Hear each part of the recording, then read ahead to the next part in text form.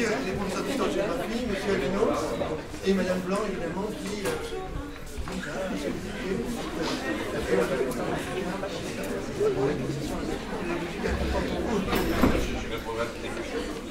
Bien.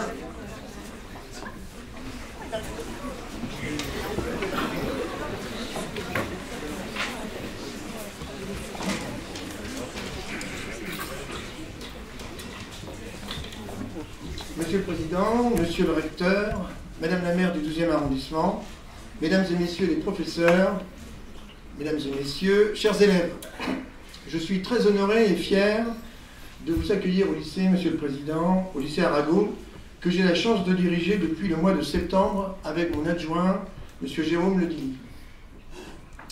Et vous accueillir pour parler de l'Europe, avec trois classes de terminale et de première sciences économiques et sociales. Je remercie chaleureusement Madame Blanc, Emmanuel, professeure d'histoire-géographie, qui a eu l'heureuse initiative de vous solliciter pour ce moment d'exposé et d'échange sur les enjeux européens. À une époque où l'on voit apparaître tant de menaces sur la construction européenne, il me semble plus que jamais nécessaire d'informer les jeunes sur ce qu'est l'Europe afin qu'ils puissent mieux la comprendre. Afin de ne pas perdre trop de temps, je cède donc tout de suite la parole à Madame Blanc. Merci, Monsieur le Proviseur. Monsieur le Président de la République, je vous remercie pour votre initiative, car elle est inédite, enthousiasmante et tellement nécessaire. Je salue également Monsieur le Recteur de l'Académie de Paris, Madame la maire du 12e arrondissement, l'équipe de direction, nos collègues, mes collègues présents ce matin et bien sûr avant tout nos élèves. Monsieur le Président, les lycéens vous connaissent. Vous avez été leur président pendant 5 ans, de 2012 à 2017. Ils ne savent pas forcément qu'avant cela, vous avez d'abord été un député français de la première circonscription de Corrèze au cours de 2 mandats, de 1988 à 1993, puis de 1997 à 2012. Un député européen en 1999. Un maire, le maire de Tulle, de 2001 à 2008. Un premier secrétaire général du Parti socialiste, de 1997 à 2008. Un président du Conseil général de Corrèze, de 2008 à 2012. Pour un professeur d'histoire chargé d'enseigner l'éducation civique, votre biographie, même si elle est très résumée, est un excellent conducteur pour enseigner l'engagement citoyen et l'exercice du pouvoir au sein des institutions de la Ve République, que vous connaissez par cœur, je crois. Mais ce matin, vous êtes venu nous parler d'Europe, un formidable projet de paix porté par les pères fondateurs de l'Europe au lendemain de la Seconde Guerre mondiale, non pas pour reprendre les propos de Jean Monnet, pour coaliser des États, mais pour unir des hommes. Ce processus, depuis le traité de Rome de 1957, n'a eu de cesse de s'élargir et de s'approfondir. Il est confronté aujourd'hui à des difficultés de tous ordres. L'euroscepticisme, la montée des populismes, qui remettent en cause ses fondements mêmes, contribuant malheureusement au désenchantement démocratique. Cela aussi, nous l'expliquons à nos élèves, car les lycéens d'Arago sont de jeunes citoyens. Ils veulent comprendre. Nous leur disons la chance de vivre la citoyenneté nationale, européenne, même si les contours de cette dernière sont plus complexes pour eux à appréhender. Nous essayons de leur fournir des réponses du mieux que nous pouvons. Accepter d'échanger avec eux ce matin, c'est leur permettre de vivre la démocratie et pas seulement de l'étudier. Accepter de répondre à leurs questions, c'est leur donner la parole. Et les Aragotins, en général, ont beaucoup de choses à dire. Ce mardi matin, 19 mars 2019, au lycée Arago, sous les auspices de la République de Dallou, qu'on aperçoit derrière les échafaudages, c'est un peu la nation qui vient à la nation. Et Monsieur le Président, au nom de nos élèves, je vous en remercie.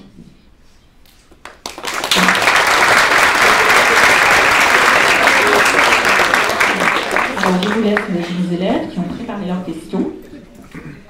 avec beaucoup d'intérêt et de sérieux. Bien, monsieur le recteur, d'abord merci de nous avoir autorisé à venir dans l'établissement. Je salue la maire du 12e qui nous a également autorisé à venir dans son arrondissement, malgré les travaux. Et je salue le proviseur qui, ici, a permis aussi d'avoir avec les enseignants l'initiative de m'inviter. Alors, c'est vrai que j'avais lancé cet appel avec une forme moderne, mais je sais que le lycée Arago est un lycée numérique, donc d'avoir un échange avec des lycéens pour qu'ils comprennent ce qu'un président qui a exercé donc la plus haute responsabilité pour la France pendant 5 ans peut avoir retenu pendant ce mandat de cette Europe, de ce fonctionnement de l'Union européenne, et de voir où nous en sommes aujourd'hui après un long parcours à la fois fait d'élargissement et d'approfondissement. C'est vrai que ça se tient, cet échange, à la veille d'élections européennes, mais finalement c'est presque secondaire. Parce que l'Europe, elle n'est pas simplement portée par un Parlement européen, on va en parler, elle est aussi faite avec une Commission européenne, un Conseil européen, avec des institutions, puis avec des citoyens, et aussi avec des États qui constituent l'Union. C'est pourquoi je viendrai encore dans les lycées après les élections européennes, parce que c'est un mouvement continu, et puis parce que je considère que être un ancien président doit servir à quelque chose. Être président, on peut comprendre, on peut parfois contester, on sait ce que fait un président, ou ce qu'il ne fait pas, ou ce qu'il fait mal. On sait assez peu ce qu'il fait de bien, donc ça c'est trop tard pour ce qui me concerne, même si j'y travaille. Mais en revanche, un ancien président, il doit transmettre, il doit faire partager cette expérience, et il doit se mettre à la portée la plus simple possible des citoyens. Alors, des jeunes citoyens vont m'interroger, je sais que vous avez préparé des questions, et je vais y répondre aussi concrètement que possible. Alors surtout, ne vous retenez pas, puisqu'on m'a dit que c'était ici une façon de communiquer, essayez de poser toutes les questions que vous aviez envie d'adresser à un ancien président, parce que vous n'aurez peut-être pas forcément l'occasion d'en voir beaucoup, même s'il y en aura sûrement beaucoup après moi. Alors, les élèves vont poser leurs questions debout. Il n'y a pas de micro parce que sinon il y a de l'arsène. Donc on laisse, Monsieur le Président, on vous laisse ce micro et les élèves vont s'adresser à vous. Et il y a eu beaucoup de questions sur le développement durable. Peut-être qu'on peut commencer par celle-là. Monsieur le Président, bonjour. Nous voyons actuellement de fortes mobilisations, notamment des jeunes, pour inciter les pouvoirs politiques à prendre des mesures fortes en faveur du développement durable. Et y a-t-il, selon vous, Monsieur le Président, un pays européen plus avancé et dont les autres pays pourraient s'inspirer? Merci. J'ai remarqué qu'il y avait eu des manifestations la semaine dernière, pas simplement en France, mais partout en Europe et même dans le monde, et à l'initiative d'une jeune fille, et beaucoup de lycéens y ont participé. Le développement durable, l'écologie, l'environnement ne sont pas dans les compétences de l'Union européenne. Il y a des règles qui permettent d'harmoniser, de coordonner un certain nombre de comportements ou d'attitudes dans les États qui forment l'Union, mais il n'y a pas une compétence qui serait celle du climat et de veiller, par exemple, à respecter l'accord de Paris. Pas une compétence dans les traités. En revanche, ce que l'Europe a pu faire, je reviendrai sur ce que peuvent montrer certains pays qui constituent l'Union européenne, ce que l'Europe a pu faire, c'est, une fois que l'accord de Paris a été signé et conclu à la fin de l'année 2015, c'est de faire que l'Europe puisse être au rendez-vous des échéances. Et notamment pour la montée des énergies renouvelables et pour le développement de tout ce qui peut être isolation de logement et tout ce qui peut aboutir à ce qu'on réduise les émissions de gaz à effet de serre à l'horizon prévu. Donc au Conseil européen, il y a eu une recommandation et un texte qui a été adopté pour aller dans cette direction avec une vérification. Mais il n'y a pas de sanction. Imaginons un pays qui ne respecte pas l'accord de Paris dans l'Union européenne, l'Europe ne va pas sanctionner ce pays. Alors même que si un pays membre de la zone euro ne respecte pas ses disciplines budgétaires, ce pays peut être éventuellement sanctionné. Donc une des recommandation que l'on pourrait faire, c'est que l'Europe, qui n'a pas de compétences particulières, mais qui a quand même un objectif commun, respecter l'accord de Paris, pourrait introduire ce type de sanctions pour un certain nombre de pays qui ne vont pas dans cette direction. Quels sont les pays les plus en pointe? C'est essentiellement les pays d'Europe du Nord, et la Suède en particulier. C'est aussi des pays comme l'Allemagne, qui sur les énergies renouvelables ont pris beaucoup d'avance. La France, parce que aussi elle dispose du nucléaire, a été moins rapide pour aller dans la direction du renouvelable. Ce qui fait qu'aujourd'hui, les pouvoirs publics devraient limiter la production de nucléaire, production d'électricité de sources nucléaires, pour faire monter les énergies renouvelables. Ensuite, sur l'automobile, l'Allemagne, elle, est en retard, puisque le diesel a été une construction essentiellement allemande, puis ensuite les Français ont suivi, comme souvent, et les pays les plus contestables sur le plan du développement durable sont les pays d'Europe de l'Est. Alors d'abord parce qu'ils héritaient d'une situation extrêmement dégradée. Vous vous souvenez de Tchernobyl?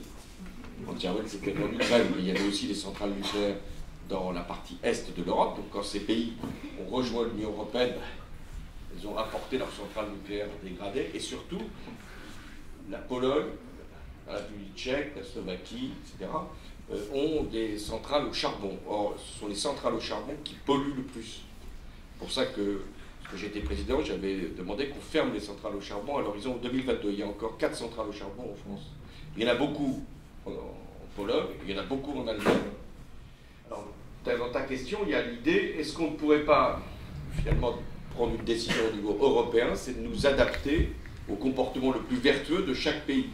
Et finalement, de prendre le meilleur exemple qui existe dans chaque État. Une question aussi est beaucoup revenue, c'est la question actuelle que pose la sortie du Royaume-Uni de l'Union, donc une question sur le Brexit. Bonjour Monsieur le Président. Donc, nous avons vu récemment dans le cadre du Brexit qu'il y a une sorte de bras de fer entre le Royaume-Uni et l'Union européenne pour trouver un accord de sortie. Donc comment voyez-vous les relations futures avec le Royaume-Uni après la sortie? Alors d'abord, on va faire un point d'histoire. On l'avait peut-être déjà évoqué dans les cours. Bon, quand se forme le marché commun en 1957, c'est la première date. Le Royaume-Uni n'est pas dans le marché commun. D'abord parce que le Royaume-Uni ne le veut pas. Et ensuite parce que le général de Gaulle, chef de l'État en France à ce moment-là, ne le veut pas non plus. Après, à partir de 1962-63, les Anglais font une démarche pour aller vers le marché commun. Qu'est-ce que c'est que le marché commun? C'est un marché sans droit de douane. C'est ça le marché commun. Quand les produits britanniques vont en France, avant, ces produits payaient un droit de douane, maintenant, n'en payent plus. Donc les Britanniques font une demande pour rentrer dans le marché commun. Le général de Gaulle refuse que le Royaume-Uni rentre dans le marché commun. Georges Pompidou succède au général de Gaulle en 1969. Lui est beaucoup plus ouvert et, avec le premier ministre britannique, décide de faire entrer l'Angleterre dans le marché commun. Il y a un référendum qui est fait, cette fois-ci en France, en 1972, pour autoriser le Royaume-Uni et l'Irlande à rentrer dans le marché commun. Le temps passe. Margaret Thatcher devient Premier ministre en 1979. Les choses se compliquent. Parce que Mme Thatcher dit on a mal négocié l'entrée du Royaume-Uni dans le marché commun et il faut donc nous verser un chèque. On appelle ça le chèque britannique. Parce qu'elle dit je verse plus, ce qui est vrai, je verse plus à l'Union européenne que ce que je reçois. Donc elle dit sur une formule I want my money back. Vous avez appris l'anglais quand même ici. Même un mauvais anglais, c'est bien traduit, donc je veux mon argent. Alors que le principe même de l'Union européenne, c'est que les pays plus favorisés doivent payer davantage que les pays qui le sont moins. Donc c'est pour ça que, par exemple, la France est ce qu'on appelle contributrice nette à l'Union européenne. Contributrice nette, ça veut dire que nous versons à l'Union européenne 1% de notre production nationale chaque année, et nous recevons moins, à peu près 8 à 9 milliards d'euros. Enfin, ces 8 à 9 milliards d'euros, c'est finalement notre participation à la solidarité. Je reviens à Mme Thatcher. Elle demande son chèque. François Mitterrand arrive en 1981, négocie comme il peut le chèque britannique. Et en 1984, il y a un accord. On se dit, ça y est, c'est fini, il n'y a plus de débat avec les Britanniques. Et puis, revient la question de la participation du Royaume-Uni à l'Union européenne. C'est là que ça se passe durant mon quinquennat. David Cameron, qui était donc le Premier ministre britannique, a l'idée, pour gagner les élections législatives, de promettre un référendum. Retenez ça, ne promettez, si vous devenez un jour chef d'État du gouvernement, ne promettez jamais un référendum, même pour gagner les élections législatives. Donc, il gagne les élections législatives, et puis après, on lui dit, bah, il faut faire le référendum. Mme Merkel, qui n'aime pas les référendums, dit, est-ce que tu ne pourrais pas, ça, repousser cette proposition? Ça n'a rien à voir avec Angela Merkel.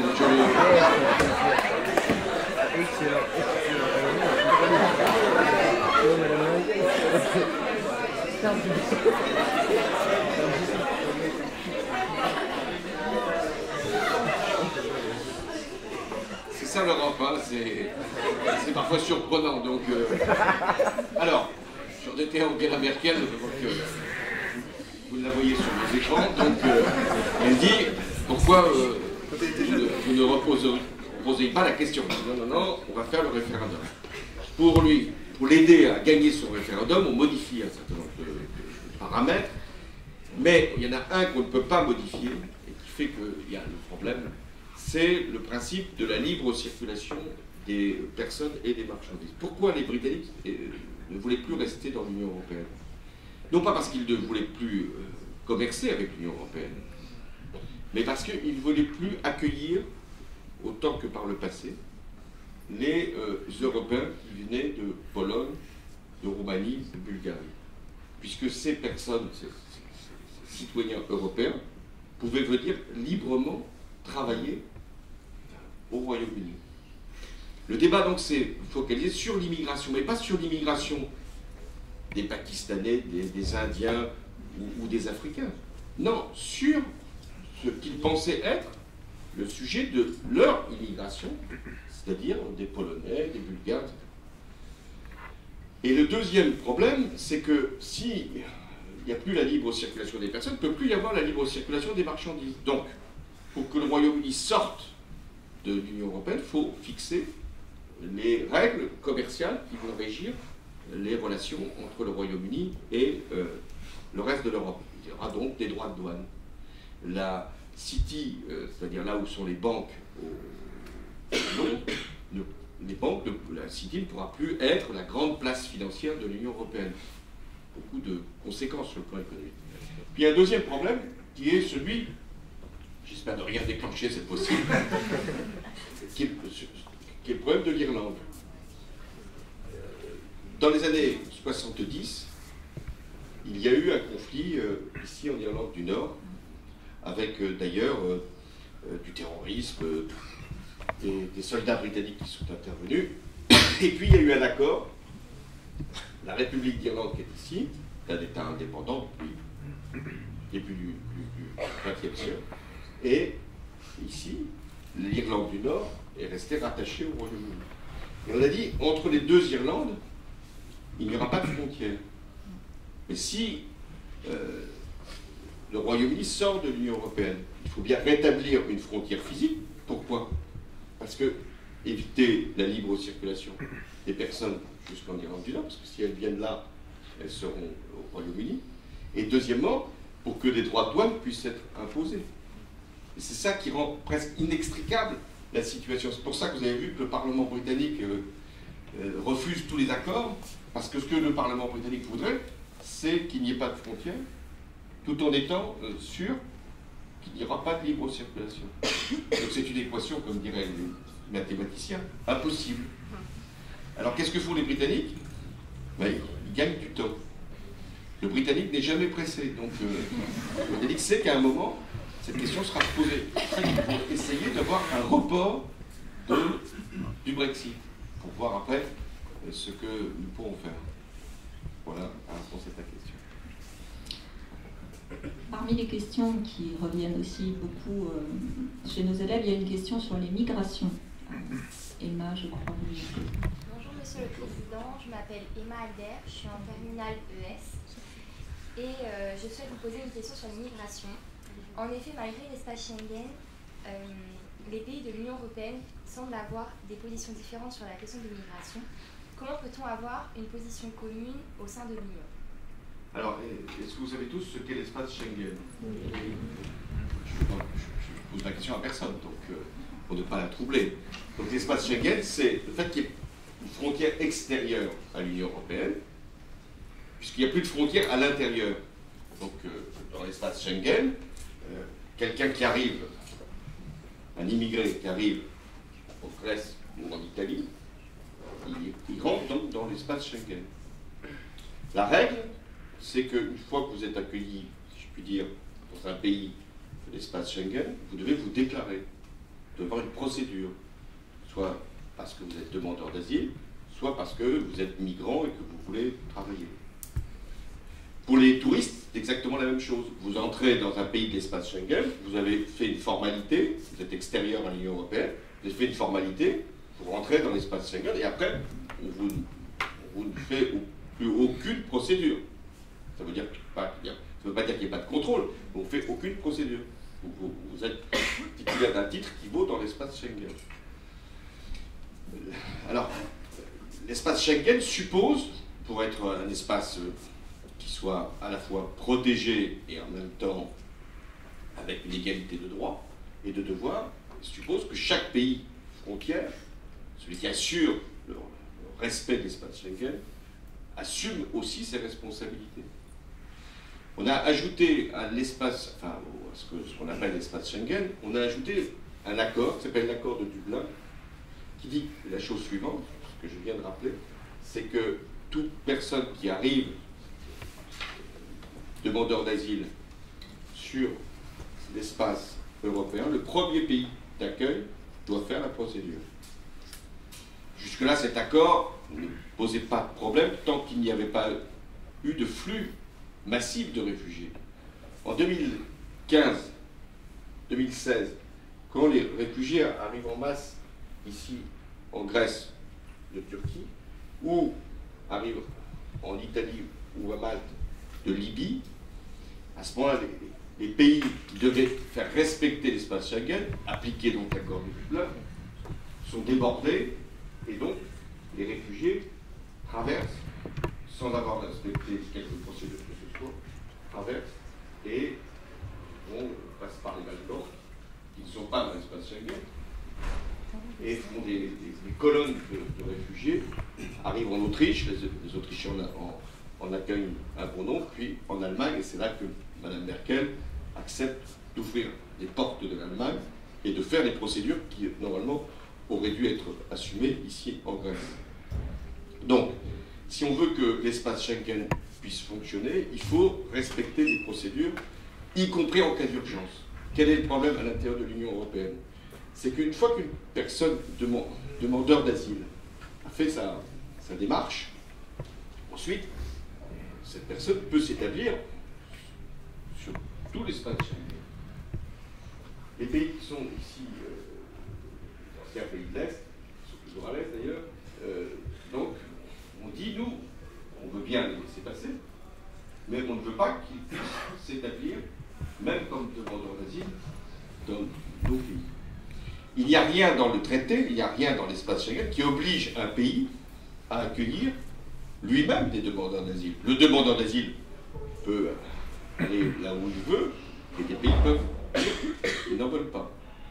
Donc il y a eu des conseils européens extrêmement pénibles, extrêmement difficiles, extrêmement lourds sur le plan humanitaire, et même sur le plan européen, Quand Mme Merkel et nous, et les Italiens, on a dit, mais il faut quand même, par rapport à cette masse de réfugiés qui arrivent, il faut quand même les répartir sur l'ensemble du territoire européen, ces pays-là ont dit non, nous n'en prendrons aucun. Et on en prendra encore moins s'ils sont musulmans. Donc on s'est retrouvé avec une position qui était contraire aux valeurs européennes. Mais il n'y avait rien dans le traité qui contraignait ces pays à les accepter. Donc on va avoir, dans les prochaines années, un grand débat sur la question de l'avenir du droit d'asile en Europe. Parce que si le droit d'asile est reconnu, faut-il encore qu'il soit assuré dans l'ensemble de l'espace Schengen. Et avec la même question que pour l'environnement et pour le développement durable, est-ce qu'il ne faudrait pas imposer des sanctions à des pays qui n'assurent pas le respect du droit d'asile? Ces pays, je ne veux pas stigmatiser, parce que ces pays ont une histoire et ont aussi leur souffrance. C'est des pays qui ont été pendant des années sous l'influence soviétique. Mais ces pays qui bénéficient de beaucoup de fonds européens, s'ils n'allaient pas plus loin dans le respect du droit d'asile, devraient se voir privés d'une partie de ces fonds européens. C'est-à-dire qu'il y aurait une sanction financière, mais on voit bien que c'est assez troublant sur le plan des principes. En fait, ces pays paieraient pour ne pas recevoir de réfugiés. Donc ça, c'est un grand débat qui va venir dans l'Union européenne sur la question de l'immigration, sur la question du droit d'asile. Et sûrement qu'il faudra resserrer l'espace Schengen et dire, puisque vous n'acceptez pas les règles de l'espace Schengen, vous pourrez ne plus être considéré dans l'espace Schengen. Et réouvrir la négociation de l'espace Schengen, le président Macron a fait cette proposition, est extrêmement difficile parce que ça doit se faire à l'unanimité. Et ces pays bloqueront. Alors d'où la seule issue, la seule voie de sortie, c'est de pouvoir constituer à quelques pays qui ont les mêmes valeurs, les mêmes principes et qui veulent respecter le droit d'asile, une forme d'union au sein de l'espace Schengen. Cette question, en fait, elle me paraît aller dans le sens d'une question qu'a préparée une élève sur justement le projet démocratique européen. Sarah. Bonjour Monsieur le Président. Comme vous l'avez dit, le projet européen était basé sur le respect de la démocratie libérale et de la liberté. En Europe, suite à la montée des populismes, comme l'élection de Viktor Orban en Hongrie ou bien même les manifestations en Pologne à Auschwitz lors de la 74e cérémonie de commémoration de la libération du camp en janvier 2019, les actes antisémites en Europe sont exponentiels. En effet, il y a un mois, par exemple, le Premier ministre Édouard Philippe a annoncé qu'il y avait une augmentation de 69% des actes antisémites en France. Mais en fait, cette problématique, elle s'applique à d'autres pays. Par exemple, selon Libération, en Angleterre, on voit que les actes antisémites ont augmenté de 16%, passant de 1450 à 1652 de 2017 à 2018. L'Allemagne se trouve la troisième communauté juive d'Europe, recensant 1453 incidents, dont 95% des cas viennent de motivation d'extrême droite. Et enfin, la Hongrie est le seul pays où l'opinion de la population envers la population juive est davantage défavorable, c'est-à-dire qu'elle fait 21%, plus favorable 19%. Face à ces chiffres et cette situation qui nous rappelle les heures les plus sombres de l'histoire, l'Union européenne, qui porte en son sein le principe démocratique, comme vous l'avez dit, pourrait-elle, selon vous, se fédérer autour d'un contrôle plus strict de ces actions condamnables, une politique qui fasse respecter ces principes, notamment la Hongrie qui fut déjà sanctionnée par le Parlement européen en septembre dernier, et la Pologne en constant bras de fer avec la Cour de justice européenne? Bon, la question est complexe, hein, mais elle n'est pas complexe au sens où là on est face à des questions de principe. L'Union européenne, au départ, c'est un marché. C'est vrai que l'Europe des 6, c'était des pays démocratiques. Néanmoins, ces pays-là s'étaient fait la guerre, notamment la France et l'Allemagne. Et on avait quand même été capable de faire l'Europe des 6. Puis après, quand on élargit l'Europe, on l'élargit toujours sur le principe démocratique. Dans les années 70, il y avait des dictatures en Espagne, au Portugal et en Grèce. Quand ces dictatures sont tombées, ces pays-là ont pu entrer dans le marché commun, puis après dans l'Union européenne. quand il y a eu l'effondrement du mur de Berlin, et que ces pays ont choisi la voie démocratique, ces pays ont été accueillis en 2004 dans l'Union européenne. Donc le principe même de l'Union européenne, c'est la démocratie, ce sont les droits de l'homme, ce sont les libertés publiques. Dans les traités européens, qui ont été refondus à plusieurs reprises, ces principes-là sont rappelés. Dans ces traités, un pays peut être exclu de l'Union européenne s'il y a un manquement grave à l'esprit européen. Donc une procédure pourrait être ouverte pour écarter un pays, mais on voit bien la difficulté, car un pays n'est pas, bien sûr, est représenté par un gouvernement, mais ce gouvernement lui-même peut changer.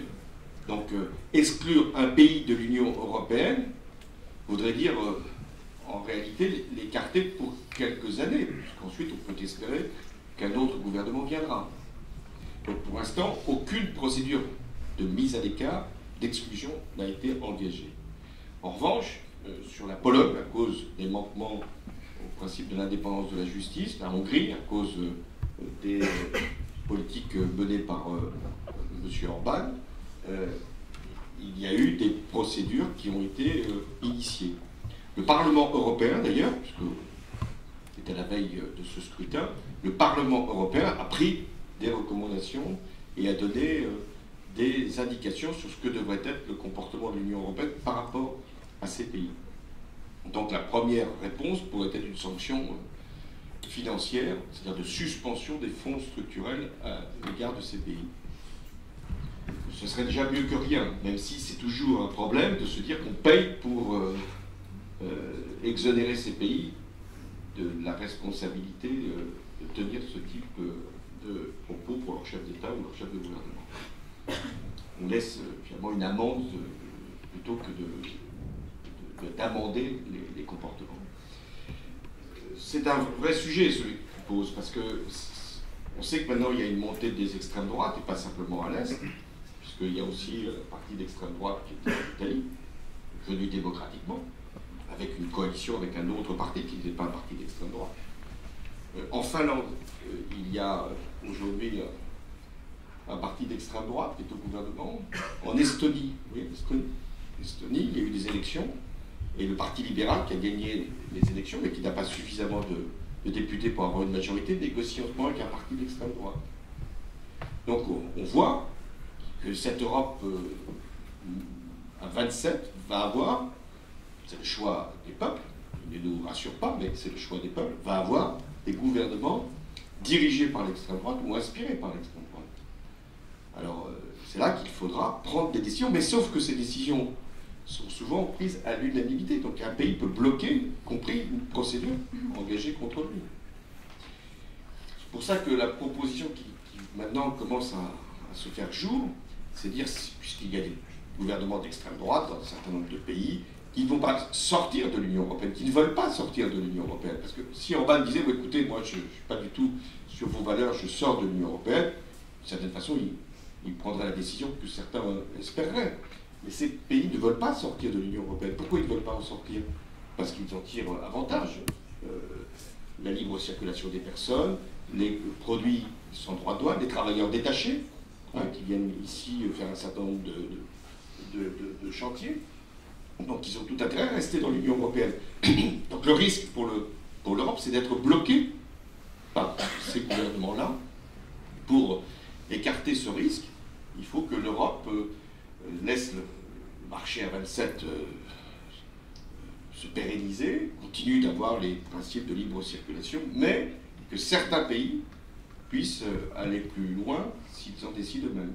Donc une Europe non plus à 27, mais à 2, avec la France et l'Allemagne, ou à 4, 5, 6, peut-être retrouvera-t-on l'Europe des 6, que celle qui était à l'origine, non pas pour nous séparer des autres, mais pour avoir une politique qui, elle, soit peut-être plus ambitieuse sur l'environnement, plus exigeante sur l'immigration, et plus respectueuse encore des droits.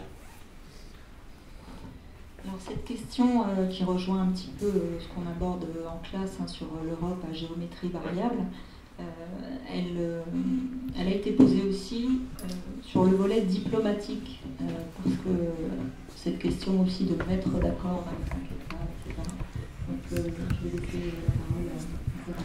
Bonjour Monsieur le Président, merci d'être présent aujourd'hui. Alors ma question porte sur la diplomatie européenne.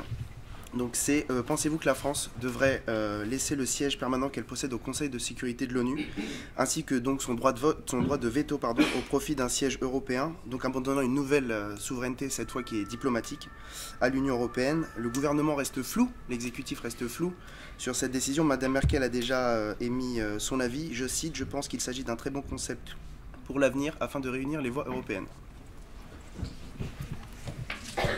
La France, c'est sa tradition, c'est aussi son rôle, veut toujours prendre l'initiative en matière de politique extérieure. Et nous pouvons d'autant plus le faire que nous disposons d'un outil de défense qui est sûrement, et ça sera encore plus vrai avec le départ du Royaume-Uni, le plus complet de l'ensemble des pays européens, puisque nous avons y compris la force de dissuasion, c'est-à-dire l'arme nucléaire.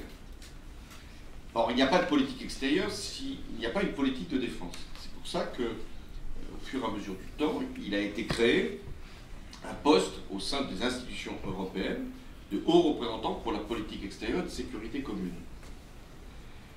Et cette personne, choisie par le Conseil européen et approuvée par le Parlement européen, cette personne, normalement, devrait être le ou la ministre des Affaires étrangères de l'Union européenne.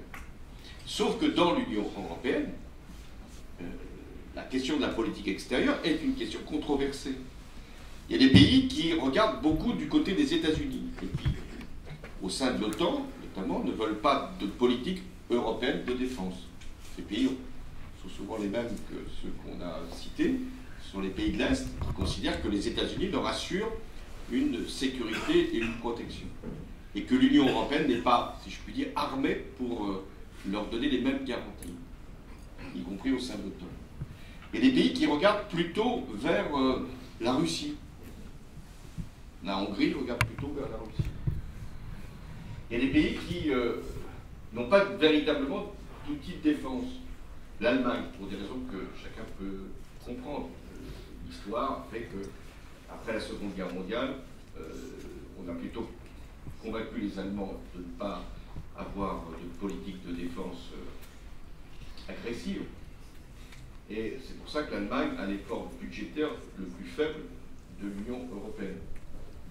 Ce qui n'est pas pour leur déplaire, puisque ça leur permet de dépenser moins et d'avoir la protection des États-Unis, dans le cadre de l'Alliance Atlantique, et de l'Union européenne. Donc, on est devant cette difficulté. Comment avoir une Europe de la défense et une même politique extérieure? À 27, je pense que ça ne sera pas possible. Ni pour la défense, ni pour la politique extérieure. Donc on en revient à cette Europe à géométrie variable, c'est-à-dire qu'il faudrait que sur l'Europe de la défense, non pas pour faire une armée européenne, on n'en est pas là, mais pour harmoniser, coordonner les différents budgets de la défense, il puisse y avoir quelques pays qui se regroupent. Parmi ces pays, on aurait nécessairement, on retrouve l'Europe des 6, ajouter l'Espagne, le Portugal, la Grèce, etc. Plus difficile avec les pays de l'Europe de l'Est. C'est pour ça que la proposition d'Angela Merkel, qui est en réalité une réponse à Emmanuel Macron, est une proposition impossible à accepter pour la France. Il ne peut pas y avoir de partage du siège permanent du Conseil de sécurité à l'Union européenne, alors même qu'il n'y a pas de politique extérieure commune. Comment voterait-on? Qui déciderait éventuellement de poser le veto? Parce qu'un membre permanent du Conseil de sécurité peut apposer le veto sur une résolution du Conseil de sécurité. Je vais prendre un exemple. La Russie a multiplié les vétos chaque fois qu'il a été question de la Syrie ou de l'Iran. Donc la France dispose d'un droit de veto, mais ne l'utilise pas, sauf que, vous vous souvenez, quand il y a eu l'intervention de George Bush Jr. pour l'Irak, Jacques Chirac avait annoncé, sans mettre le veto, qu'il n'y aurait pas de participation française. Donc c'est très important de disposer d'un droit de veto, et c'est très important d'avoir un siège permanent du Conseil de sécurité. S'il y avait donc, et ça serait la condition que nous devrions poser, et qui est la seule acceptable, c'est-à-dire s'il y avait une politique extérieure commune, il pourrait y avoir véritablement un siège commun. Tant qu'il n'y a pas de politique extérieure commune et politique de défense commune, il ne peut pas y avoir de partage du siège de membre permanent du Conseil de sécurité. Il y a 5 pays qui disposent d'un siège permanent du Conseil de sécurité: la France, le Royaume-Uni, la Russie, la Chine et les États-Unis. La dernière question sur l'Europe, elle vient dans la continuité des échanges que vous venez d'avoir, puisqu'elle porte stricto sensu sur la défense, et c'est Loïc qui voulait la poser. Bonjour Monsieur le Président, je m'appelle Loïc, je suis élève en terminale ES. La question concerne la défense européenne. Comme vous le savez sûrement, Monsieur le Président, dès le début de l'Union européenne, l'idée d'une armée européenne, la CED, Communauté européenne de défense, en 1952, s'est imposée sur la table des débats, car étant considérée comme certains comme complémentaire au projet économique de CECA. Ce projet est rejeté en 1954 par la France de René Coty. Ma question est donc la suivante. Quel serait aujourd'hui l'intérêt pour la France, Monsieur le Président, d'intégrer une organisation visant à constituer une armée européenne telle que l'ont récemment évoqué Emmanuel Macron et Angela Merkel? De plus, dans un contexte de menace terroriste, comme nous avons pu en faire la tragique expérience sous votre mandat avec les attentats terroristes de 2015, une armée européenne n'empêchera-t-elle pas la France de prendre librement ses propres décisions et stratégies que doit envisager le pays afin de pouvoir répondre de façon adéquate à la menace terroriste? Alors, je savais en effet qu'en 1954, la France, année de ma naissance, mais je n'y suis absolument pour rien, la France avait refusé ce qu'on appelle, ce que vous avez rappelé, la CED, la Communauté européenne de défense. À l'époque, il existait le traité CECA, 1952, et il y avait donc la belle initiative de se dire, on s'est fait la guerre, la France et l'Allemagne, on va se faire la paix, si je puis dire. Et pour mieux se faire la paix, on va mettre nos armées en commun. Nous nous combattrons plus puisque nous aurions la même armée. Sauf que la France a eu un long débat parlementaire, pas eu de référendum là-dessus, et un long débat qui a divisé et la droite et la gauche. Ceux qui étaient hostiles disaient, vous vous rendez compte, on va perdre notre indépendance et on va laisser l'Allemagne décider de son propre réarmement à nos dépens. Ceux qui étaient pour, c'est de dire, mais en ayant la même armée, nous allons enfin disposer d'une force qui pourra demain rivaliser avec celle des États-Unis ou de l'Union soviétique, puisqu'à l'époque, il y avait l'Union soviétique. Et puis, beaucoup de pays étaient déjà membres de l'Alliance Atlantique et craignaient que cette Europe de la défense, déjà, puisse être le premier pas, la première étape vers la distinction entre les États-Unis et l'Europe. Donc, cette voie-là a été repoussée, ce traité a été abandonné. Et on est revenu à une construction économique de l'Europe. Donc c'est pour ça que vous avez une Europe qui n'est pas partie de la politique extérieure ou de la politique de défense, qui n'est pas partie d'une volonté de peser sur le destin du monde, et cette Europe est encore essentiellement économique. Et c'est à partir de ce marché qu'on a créé une monnaie unique, et à partir de la monnaie unique qu'on crée des politiques communes pour mieux nous harmoniser entre les pays européens. Et la contestation de l'Union européenne, elle est aussi, peut-être d'abord, une contestation économique et sociale, parce que c'est ce qui a fondé le rapprochement des pays. Et pour ceux qui sont les moins européens, c'est de contester le fait qu'il puisse y avoir une ligne directrice en matière économique qui s'impose à chaque nation souveraine. On aurait d'ailleurs des critiques comparables si on avait l'Europe de la défense, puisque c'est le deuxième élément de ton interpellation. Est-ce qu'on serait sûr, s'il y avait une armée européenne, que ceux qui la dirigent, à combien serait-il à prendre la décision? Et quand il faut aller vite, il y a le terrorisme, mais il y a aussi les opérations extérieures. Peut-être que je vais revenir sur une intervention que moi-même j'ai décidée comme président de la République en début d'année 2013. C'était pour lutter contre le terrorisme au Mali, où on a envoyé nos forces armées, notre armée, donc les soldats français, au sol, c'est-à-dire au Mali, sur le terrain lui-même, avec un appui aérien, pour repousser les terroristes qui étaient au nord du Mali et qui voulaient envahir non seulement le reste du Mali, mais sans doute une grande partie de l'Afrique de l'Ouest. Imaginons qu'il y ait eu une armée européenne.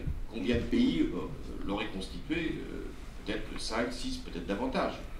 Est-ce qu'il aurait été possible de prendre une décision très rapide? Parce que quand le président malien m'appelle pour me demander de lui donner un soutien et de faire intervenir l'armée française, si je dis écoutez, je vais appeler tous mes correspondants en Europe, on va faire une réunion du Conseil européen la semaine prochaine et on consultera même les parlements dans chacun des pays, le Mali aurait été entièrement envahi par les terroristes. C'est ça le sujet. Donc la France souhaite garder sa capacité d'intervention, mais nous sommes bien conscients que si nous voulons faire l'Europe, il faut bien nous rapprocher. Donc je ne crois pas que ce soit par la voie de l'armée européenne, mais plutôt de l'Europe de la défense, qui n'est pas tout à fait la même chose, c'est-à-dire de mettre en commun un certain nombre de matériels, de forces d'intervention, pour des opérations plus longues qu'une simple action extérieure dans l'urgence. Par exemple, sur le terrorisme, ça fait partie vraiment de ce que l'on peut faire au-delà des services de renseignement pour lutter contre le terrorisme. D'ailleurs, il y a eu une coalition internationale en Syrie et en Irak où il y avait beaucoup de pays européens. Donc ma réponse à ta question, c'est de dire armée européenne, ce n'est pas d'actualité.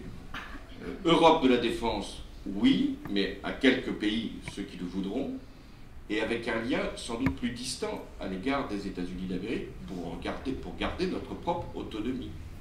Et c'est là qu'il y aura sans doute la séparation entre ceux qui voudront rester dans ce qu'on appelle le giron américain et ceux qui voudront au contraire avoir une politique, non pas indépendante, mais en tout cas autonome de défense.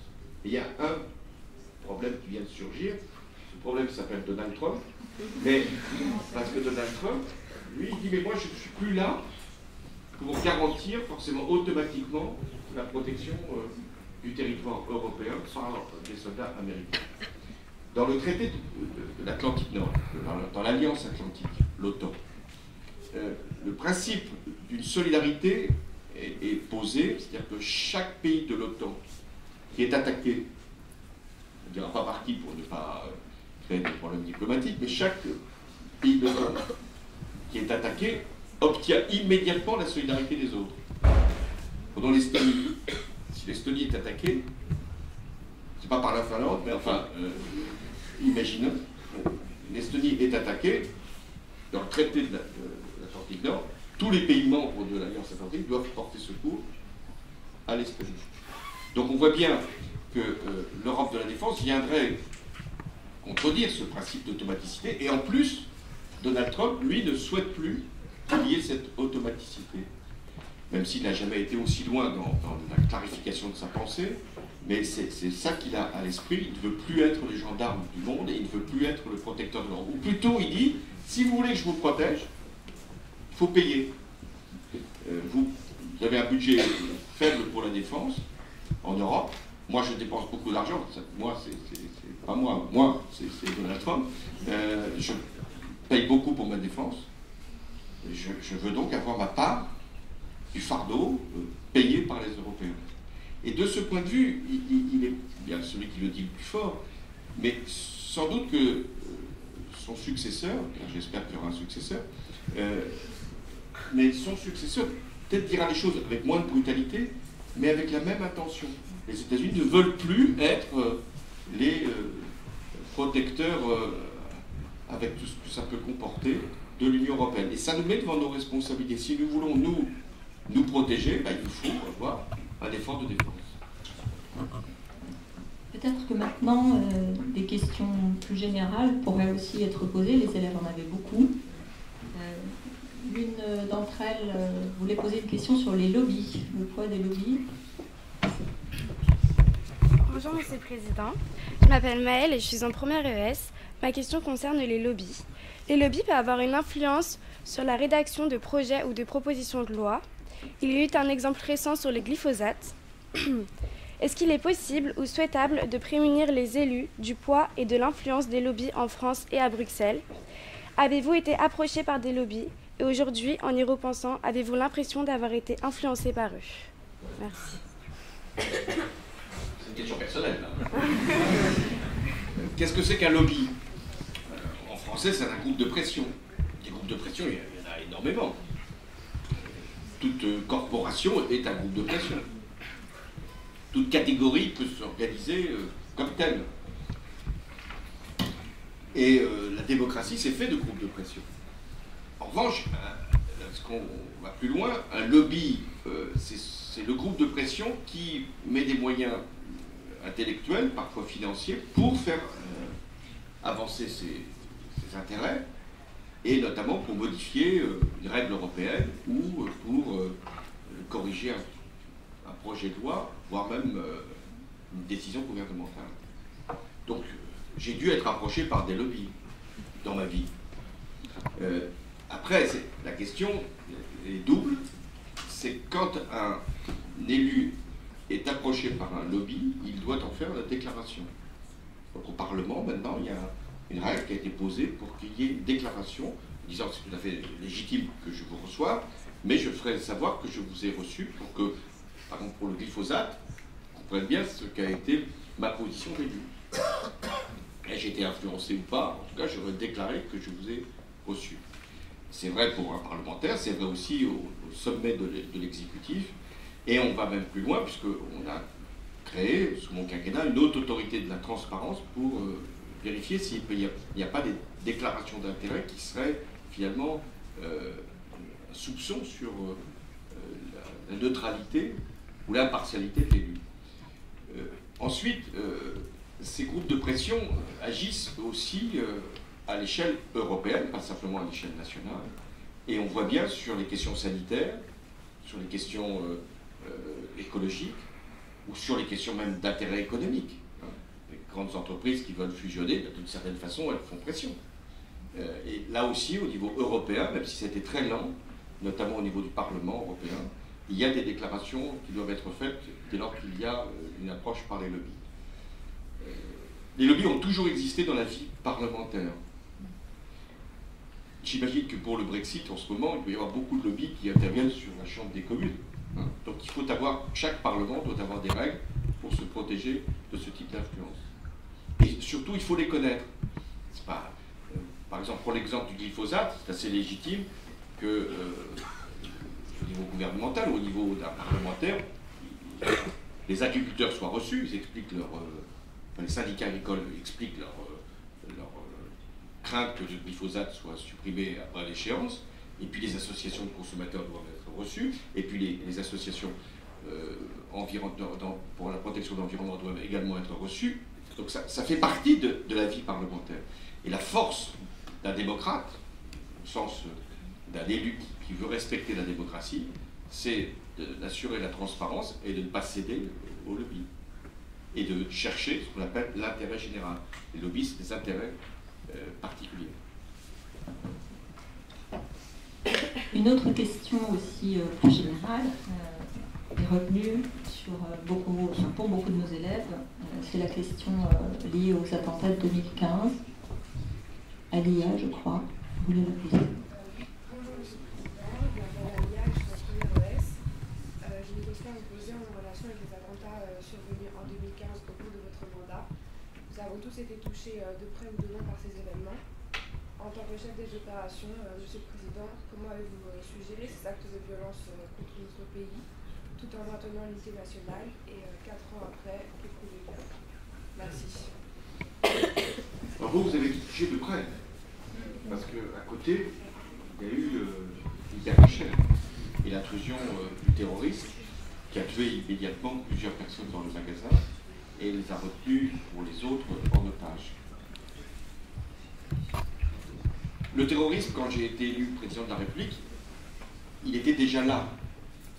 Souvenez-vous, vous étiez très jeune, mais en 2012, il y avait eu des attaques terroristes à Toulouse et à Montauban, et le terroriste qui avait été neutralisé, beaucoup avaient dit que c'était un homme isolé. Or, nous savons maintenant qu'il n'était pas isolé. Il était aussi dans une forme de réseau. Puis arrivent déjà des attaques terroristes d'ampleur limitée au lendemain de mon élection. Certaines attaques ont été évitées, donc personne n'en a jamais entendu parler. D'autres, hélas, ont eu lieu, et ça a été, pour beaucoup d'entre vous, celle que Charlie et Hyper Cacher ont rêvé. Et à chaque fois, il y a un effet de sidération et de surprise, y compris pour le président de la République. Pour Charlie, donc on est en janvier 2015, 7 janvier, et je suis dans mon bureau, je reçois le président de Total. Ça renvoie à la question des lobbies, du travail. C'est une grande entreprise. Je reçois un coup de téléphone sur mon portable, et c'est Patrick Pelloux. Vous vous souvenez, Patrick Pelloux, c'est avec sa urgentiste, qui était également un chroniqueur de Charlie. Et qui n'était pas à Charlie ce jour-là. Il était dans son travail de médecin. Et il m'appelle parce qu'il est sur place. Et il voit le carnage qui est d'autant plus insupportable pour lui que ce sont ses propres amis qui sont tués. Il n'arrive même pas à s'exprimer, donc je me demande ce qui lui arrive, mais je comprends, parce que j'ai déjà une information qui m'est donnée, qu'il y a eu une attaque contre les locaux et donc peut-être contre les journalistes de Charlie qui étaient dans la salle de rédaction. Et quelques minutes après, je dois prendre une décision. Est-ce que je vais sur place ou ce que le service de sécurité conseille d'attendre, parce qu'il peut y avoir d'autres terroristes qui nous attendent et qui pourraient commettre un acte plus supérieur encore en ampleur.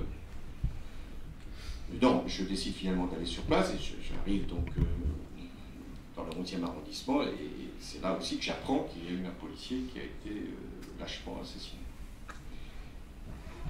Et quelques jours plus tard, je suis déjà dans la réponse à ce qui doit être fait par rapport à Charlie, la recherche des deux terroristes, quand j'apprends qu'il y a un terroriste qui s'est infiltré, qui s'est introduit dans le magasin Hyper Cacher. Et c'est là toute l'après-midi que nous allons avoir à prendre une décision importante, parce que les frères qui ont été localisés donc, dans un département de la région parisienne ont retenu également l'imprimeur en otage. Nous avons donc 2 prises d'otages. Et c'est là qu'il faut prendre une décision qui doit éviter qu'il y ait d'autres morts. Ça relève du président de la République. C'est ce qu'il faut bien comprendre dans nos institutions, c'est qu'à un moment, il faut bien qu'il y ait une personne qui prenne la responsabilité. Et il ne peut y avoir que le président de la République. Nous sommes, et vous êtes des citoyens ou des futurs citoyens très attachés à ce qu'est le rôle du Parlement, ce qu'est le débat démocratique, ce qu'est la délibération collective. Mais on ne peut pas partager cette responsabilité-là au moment où ça se passe. Il faut prendre la décision. Et la décision, ça a été de faire intervenir les forces de police dans l'Hyper Cacher au moment même où on neutralisait les 2 à Damartin. Et c'est la décision que j'ai prise pour que ça soit presque simultané. C'est-à-dire qu'on laisse celui qui avait pris des otages à l'Hyper Cacher aucune capacité de réaction qui aboutirait à tuer des innocents. Ensuite, il y a eu, quelques mois plus tard, on savait qu'il y avait une menace très importante, on ne savait pas exactement comment elle se manifesterait, mais on avait déjà déjoué un certain nombre d'attentats. On savait que Daesh s'était organisé en Syrie et en Irak. On savait qu'il y avait des commandos qui étaient en Belgique notamment. Il y avait déjà eu une intervention en Belgique. Mais on ne savait pas exactement comment cette nouvelle menace, cette menace permanente d'ailleurs, devrais-je dire, allaient se manifester. Et c'est ce qui se produit le 13 novembre, le Stade de France, où une bombe éclate. On ne sait pas si c'est un engin artisanal lié au match lui-même, ou si c'est un acte isolé. Puis après une deuxième détonation, un mort. Et là, je comprends qu'on est devant un acte terroriste. Mais je ne peux pas encore en mesurer l'ampleur. Mais tu as bien fait de poser la question, parce que les deux attitudes que chaque président doit avoir face à ces circonstances, en tout cas ce que moi j'ai cherché, c'est la fermeté. Il faut une réponse qui rassure.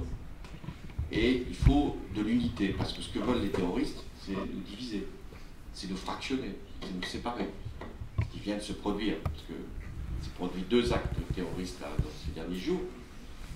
Le premier en Nouvelle-Zélande, frapper des musulmans dans une mosquée, c'est pour activer le terrorisme qui pourrait venir des musulmans eux-mêmes, par réponse. Et puis il se passe Utrecht, Pays-Bas, où on ne sait pas exactement comment, pourquoi un individu tire dans un tramway.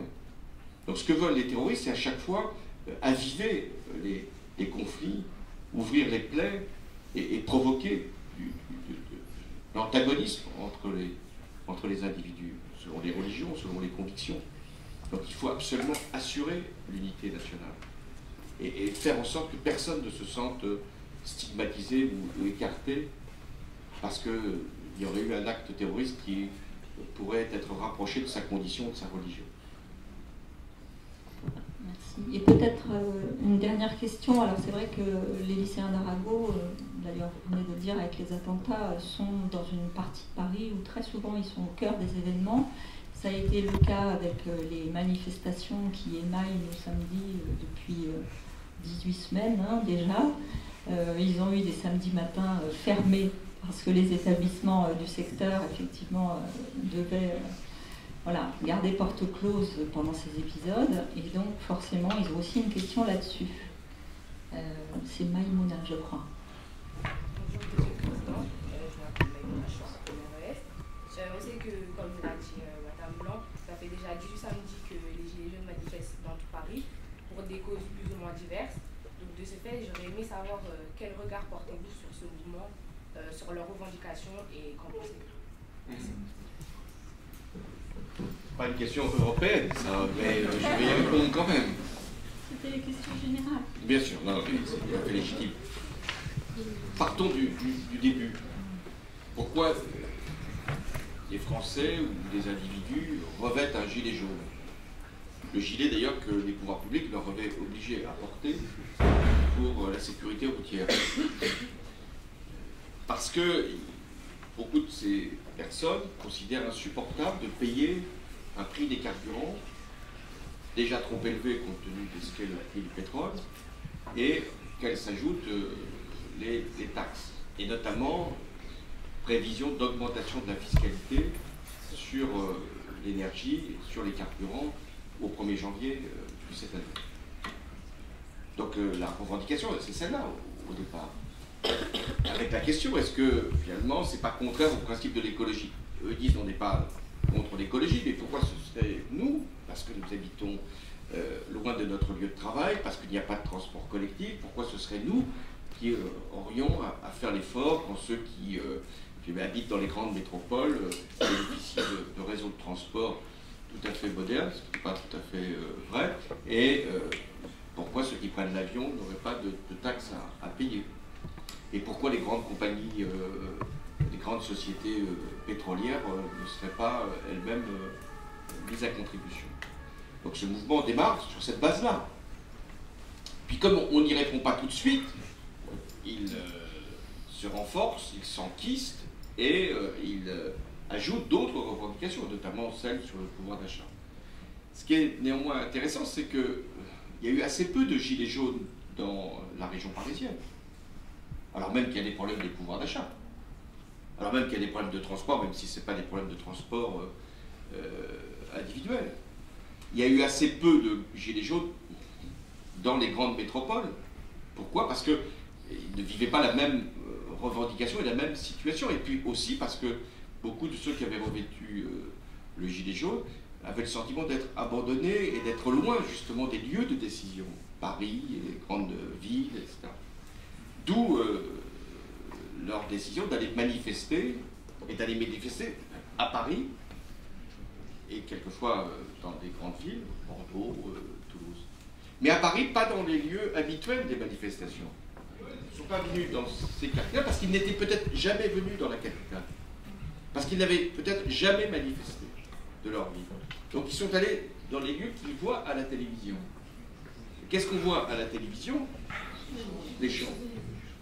Et l'Arc de Triomphe. Et le Fouquet pour d'autres raisons. Donc ils sont allés là où pour eux, l'argent, la puissance, la gloire, si tu peux ajouter ça, sont localisés. Après, comment vient la violence? La violence, quelquefois, elle est produite par la manifestation elle-même, par la foule qui, comme toute foule, à un moment peut perdre le contrôle d'elle-même. Quelle est la différence entre une manifestation syndicale, je crois qu'il y en a une aujourd'hui, et une manifestation de gilets jaunes? C'est qu'il n'y a pas de service d'ordre dans la manifestation des gilets jaunes. Dans une manifestation syndicale, il y a une organisation, ce qu'on appelle le principe de représentation, il y a une responsabilité. Celui qui a convoqué la manifestation, il doit en référer à la préfecture de police si c'est à Paris. Donc, eux n'ont pas de service d'ordre. Donc, c'est évident que lorsqu'il y a des affrontements, ça puisse dégénérer. Puis ensuite, il y a des individus qui s'infiltrent, qui ne sont pas des casseurs de banlieue, comme quelquefois on le dit. Non, là, c'est un groupe qu'on connaît bien, enfin des groupes qu'on connaît bien. C'est-à-dire qu'ils viennent parfois de loin et qui viennent pour créer des incidents. Alors, qu'est-ce que j'en pense? Je pense que quand il y a un mouvement qui part comme ça, j'en ai connu dans mon quinquennat. Bon, c'était pas des gilets jaunes, c'était des bonnets rouges. C'était des Bretons.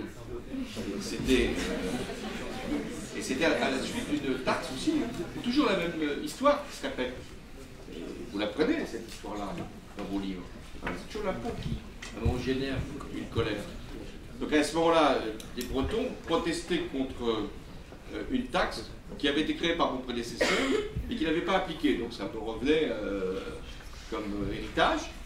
Et elle n'était pas infondée, puisque c'était l'idée que lorsqu'un poids lourd rentrait, justement venant d'Europe, on est dans le sujet, lorsque le poids lourd rentrait par exemple à l'Est, de l'Allemagne ou de Belgique, eh bien ce poids lourd, il traversait toute la France pour quelquefois aller en Espagne ou livrer sa cargaison en France.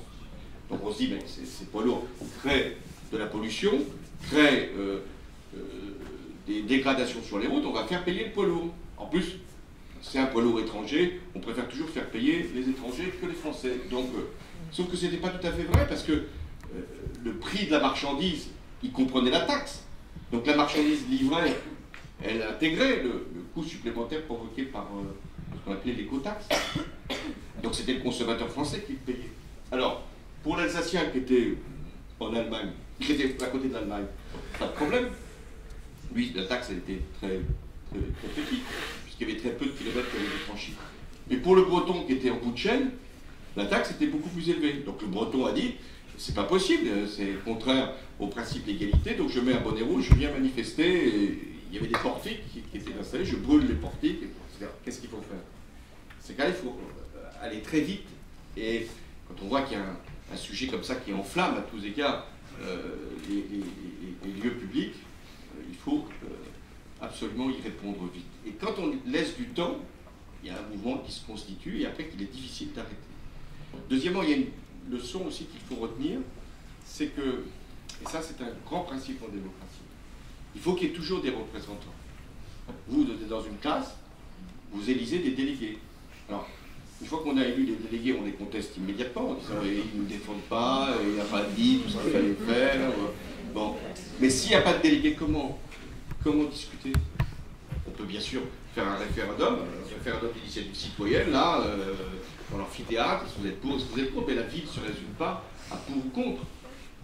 Ça suppose, vous avez vu sur un certain nombre de choix, des débats éclairés. C'est pour ça qu'on a des représentants. Et quand on a des mouvements plus ou moins spontanés sans représentants, c'est quand même une grande difficulté pour négocier. D'où le rôle des syndicats, d'où le rôle des partis politiques, d'où le rôle des élus locaux, d'où le rôle même des groupes de pression. C'est important d'avoir des interlocuteurs. Et quand il n'y a plus d'interlocuteurs, on a ce type de comportement, ce type de mouvement qui n'arrive plus à être arrêté, parce que personne ne conclut le débat. Les Gilets jaunes ont essayé de se doter de chefs. Ils avaient raison, il fallait avoir des chefs, sauf que aussitôt le chef proclamé, il était destitué. Donc là encore, avec qui discuter et négocier. Donc retenez bien, la démocratie, c'est bien sûr suffrage universel, chaque citoyen doit dire son mot, c'est le débat, chaque citoyen doit participer, mais c'est aussi la représentation, la démocratie représentative. Voilà, je crois que les questions... Une autre question rentrée qui devrait sortir? Non? On a veillé à ce que les questions, évidemment, soient représentatives de ce que les élèves, en général, voulaient vous poser. Non? Il y a peut-être une dernière question. Allez. Monsieur le Président, je m'appelle Emma, je suis en première ES. Ma question sera double. Vous aviez annoncé pendant votre mandat la fermeture de la centrale nucléaire Fessenheim. Que pensez-vous, pourtant elle n'est toujours pas fermée, que pensez-vous du danger que fait risquer cette centrale sur les Français? Je pense par exemple à Fukushima. Et dans un deuxième temps, étant donné l'urgence climatique, ne pensez-vous pas qu'il serait temps d'abandonner l'énergie nucléaire au profit d'énergies plus propres? Vous n'avez pas d'autres comme ça Là, elle était bien préparée quand même. Alors, j'avais dans la campagne de 2012, qui m'a permis d'être président de la République, annoncé la fermeture de Fessenheim. Pourquoi Fessenheim? La centrale de Fessenheim, c'est donc ici, en Alsace, je vais faire attention. Donc, c'est la plus vieille centrale de France. Et donc, elle avait été construite au milieu des années 70. C'était la première. Et donc, c'est aujourd'hui la plus vieille. Et cette centrale a eu quelques incidents.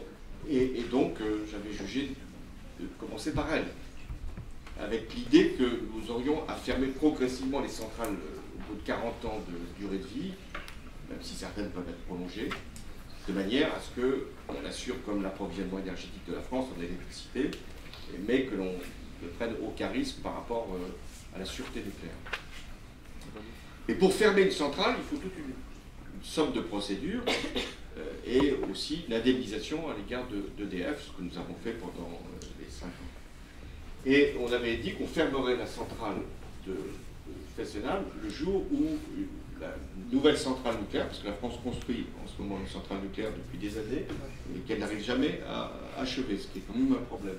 Donc elle est dans la pointe du Cotentin, la deuxième pointe, et donc j'avais dit, le jour où la centrale de La Hague pourra s'ouvrir, Flamanville, nous fermerons Fessenheim. Et puis à la fin de mon mandat, vous pouvez fermer Fessenheim, mais la centrale n'était toujours pas de Flamanville. Néanmoins, on pourrait fermer maintenant Fessenheim. Alors, une des difficultés que vous pouvez imaginer, c'est qu'il y a 1200 personnes qui travaillent à Fessenheim sur cette centrale, 2000 si on compte les emplois induits, et qu'il faut leur trouver une reconversion, ce qui est aujourd'hui prévu. Alors ensuite, est-ce qu'il faudra fermer d'autres centrales? Oui, les centrales vieillissantes, non pas parce qu'elles auraient un risque comparable à Fukushima ou ce qui s'est passé à Tchernobyl. Non, mais parce qu'on doit considérer qu'on doit réduire les capacités du nucléaire et faire que la production d'électricité de source nucléaire, à l'horizon, moi j'avais 2025, le gouvernement actuel a reporté ça à 2035, enfin on peut faire peut-être plus rapidement, et on n'est que 50% de notre production d'électricité qui soit d'origine nucléaire. Le problème du nucléaire n'est pas l'émission de gaz à effet de serre, puisque la centrale nucléaire n'émet pas ni de particules, ni d'émissions de gaz à effet de serre, ni de CO2. C'est ce que les défenseurs du nucléaire rappellent à juste raison. Mais le problème, vous l'avez cité, c'est celui des déchets. Donc la centrale nucléaire, à mesure qu'elle fait de production d'électricité, l'uranium doit être recyclé. Ou s'il n'est pas recyclé, doit être stocké. le déchet nucléaire apparaît. Qu'est-ce qu'on fait de ces déchets? Alors, on les stocke en surface, je ne vais pas vous inquiéter, on les stocke en surface, dans des conditions qui sont effectivement très protégées. Et l'autre idée, ce qu'on a commencé à faire, c'est de les enfouir. Alors certains disent, vous vous rendez compte, on va mettre des déchets nucléaires qui vont être enfouis dans 100 000 années, qu'est-ce qui va se passer? Si, il est probable que nous ne serons plus là, quoi qu'il arrive, pour le réchauffement climatique dans 100 000 années. Donc, mais n'empêche, cette question des déchets demeure. Puis, il y a l'idée, que je vous ai développée tout à l'heure, que plus on consacre d'argent pour recycler le déchet ou pour maintenir des centrales, voire les prolonger, moins on en consacre pour les énergies renouvelables, qui, elles, ont un effet sur la lutte contre le réchauffement climatique. C'est pour ça qu'il faut garder une part de nucléaire, il faut réduire la part du nucléaire dans la production d'électricité, mais il faudra fermer des centrales avec des problèmes sociaux. Et ça me permet de vous faire peut-être appréhender un sujet. C'est que on peut avoir une conviction de l'écologie. Ce n'est pas une conviction d'ailleurs, c'est une nécessité, c'est une exigence de l'écologie. On peut avoir une conviction sociale. C'est aussi la lutte contre les inégalités, c'est pour certains, pas pour tous, c'est le cœur même de leur engagement.